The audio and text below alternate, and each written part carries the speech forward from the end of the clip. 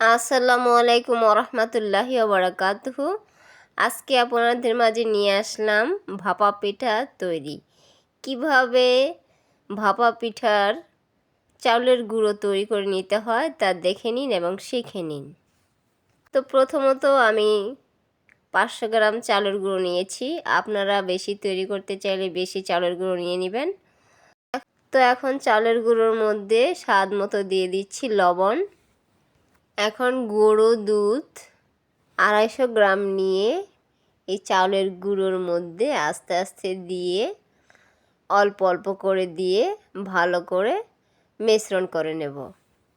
ভালোভাবে মেখে নিয়ে দেখতে হবে যখন চালের গুঁড়ো মুঠ করা যায় বা চাপ দিলে মুঠ ভেঙে যায়, তখন বোঝা যাবে যে চাউলের গুঁড়ো তৈরি হয়ে গেছে পিঠা বানানোর জন্য। এখন চালের গুঁড়ো তৈরি হয়ে গেছে। এখন এই চালের গুঁড়োগুলো ভালো করে ছাঁকনা দিয়ে ছেঁকে নিতে হবে। চাউলের গুঁড়ো ছেঁকে নিয়েছি। এখন পিঠা তৈরি করার পালা। ছোট্ট একটি বাটির মধ্যে চাউলের গুঁড়ো নিয়েছি, দিয়ে দিচ্ছি এর মধ্যে গুড়, তারপর দিয়ে দিচ্ছি নারিকেল দিয়ে তারপরে চালের গুঁড়ো উপর দিয়ে নারিকেল এবং মিঠাইগুলো ঢেকে দিচ্ছি। ঢেকে দেওয়া হয়ে গেছে। এখন সুতি বা পাতলা নরম সাদা ন্যাকড়া নিয়ে পানি দিয়ে ভিজিয়ে নিতে হবে। ভিজিয়ে নিয়ে তারপরেই বাটির উপর ঢেকে নেব।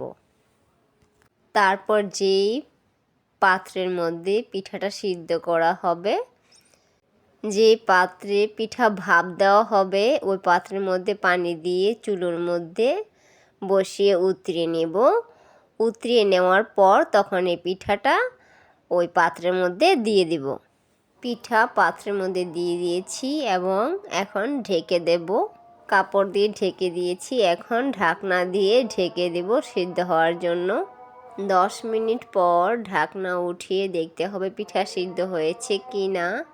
পিঠার উপরের অংশ দেখা যাবে যে নরম হয়ে গেছে, তখন বুঝতে হবে যে পিঠা হয়ে গেছে। আর যদি পিঠা না হয় আর পিঠা সিদ্ধ না হলে পিঠা ফেটে যাবে মাঝখানে, আর মাঝখানে ফেটে গেলে বুঝবেন যে পিঠা এখনও সিদ্ধ হয়নি। তারপর আরও কিছুক্ষণ ঢেকে রাখবেন, দেখবেন সিদ্ধ হয়ে যাবে এবং পিঠা তৈরি হয়ে যাবে। এই তো পিঠা তৈরি হয়ে গেছে। এখন পিঠা নামিয়ে নেব। আমার ভাপা পিঠা তৈরি হয়ে গেছে। ভাপা পিঠা তৈরি যদি কারো কাছে ভালো লেগে থাকে শেয়ার দিয়ে আমার পাশে থাকবেন। এমনইভাবে নতুন নতুন ভিডিও নিয়ে আপনাদের মাঝে চলে আসবে। সে পর্যন্ত সবাই ভালো থাকুন, সুস্থ থাকুন। আল্লাহ হাফেজ।